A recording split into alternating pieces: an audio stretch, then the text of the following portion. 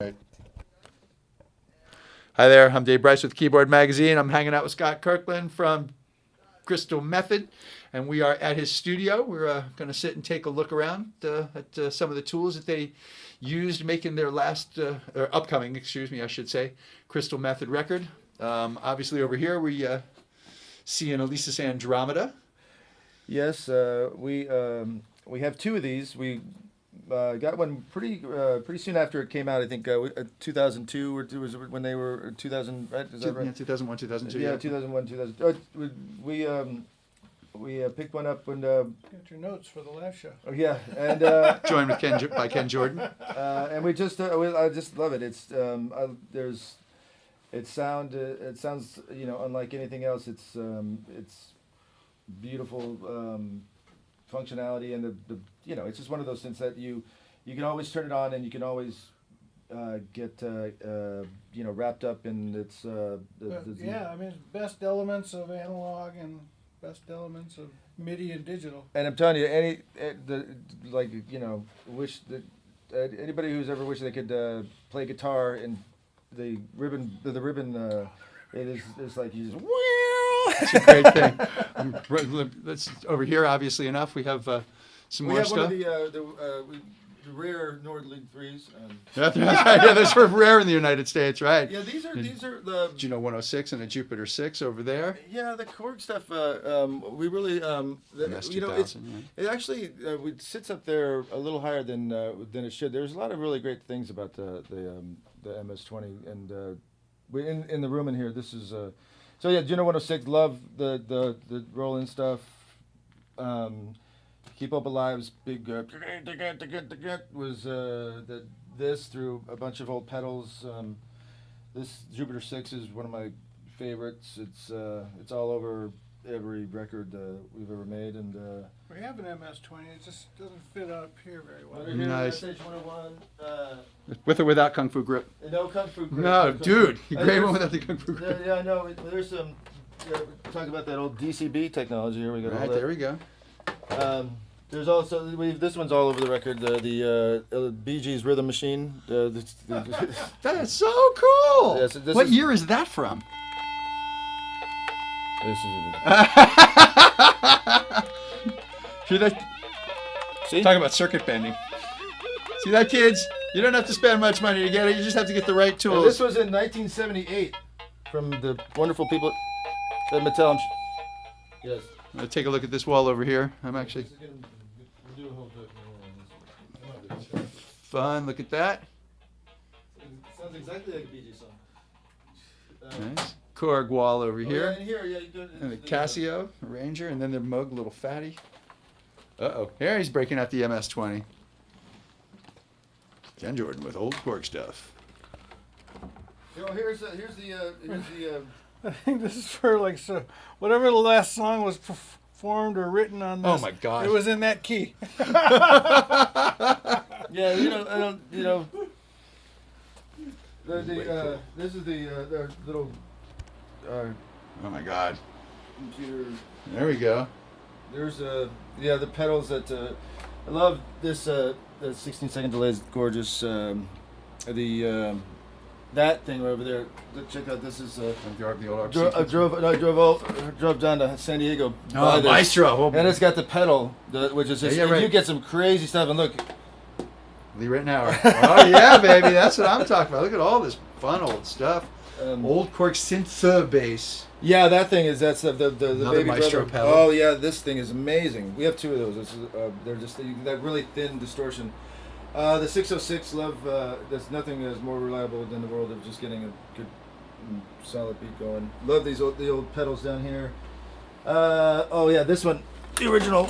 Micro bass. Oh my God, this thing through a synthesizer is just two worlds. It's like Godzilla versus Mothra, but both of them are jacked up on steroids and are ready to go.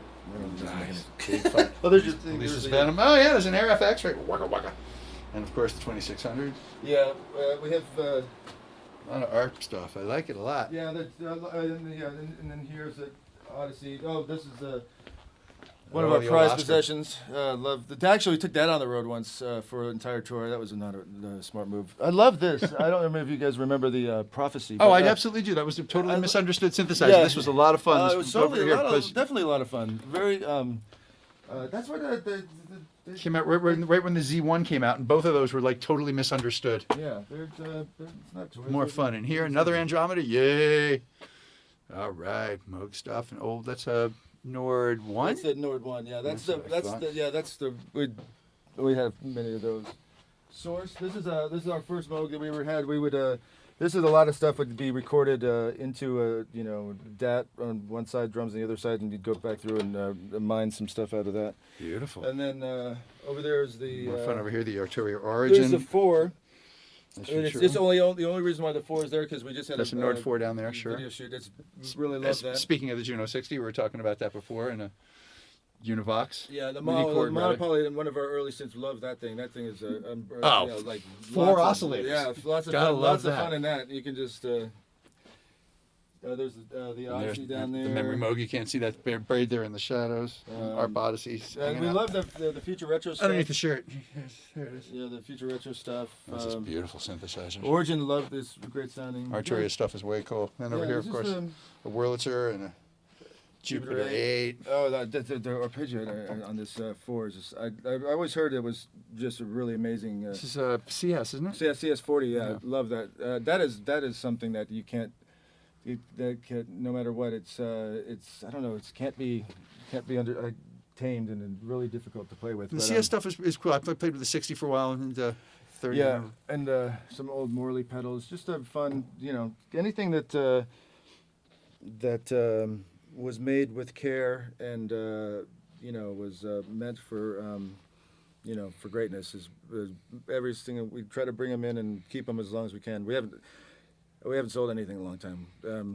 We're still in the market to buy every once in a while. If it's the right synthesizer. Old Mackie mixing board. Very, very Nothing cool. more inspiring than the 8-track of Songs of the Key of Life. That fade out in the middle of the songs. You're sitting there listening to a song. Yeah, that was Ka-chunk. again, Comes back up. Craziest technology. Actual guitars. I like that. Yeah. Very cool. This is screened with the Digidesign D command over there console, an Axiom controller, and some outboard effects. We go in and out. We have the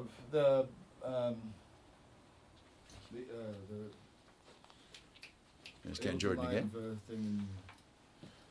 That's a beautiful thing. And then we have a Dave Smith Tempest over here.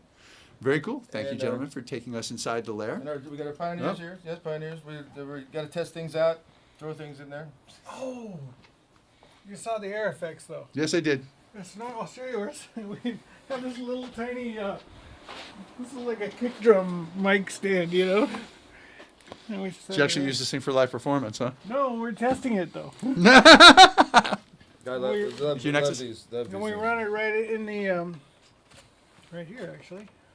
It's in the return thing. This thing is built like a. I mean, a lot of companies have attempted these mini keyboards, but this thing is. Have you played with this? I mean, it's just like. I absolutely love this. So many things I've thrown in my bag, and it's like I've come out. I was like, oh, how does that go back? But this thing is built really. There's a video of Dave Smith showing off the new Prophet 12 module, and he's using that to trigger it. Oh wow, that's awesome. Very cool. He's gonna play you Beethoven's Fifth on. No. Well, it's got the effects. Well, you were there. Yeah. I love the little drum machine, little patch it has, where you go boom, boom, cha. Why is that? Why they get away from all? They roll. Because this came out when Alesis was bought. Hold on, let me turn this off. Hold on a second. We're going to talk about some stuff we'd say about the studio for right now. Thank you, gentlemen.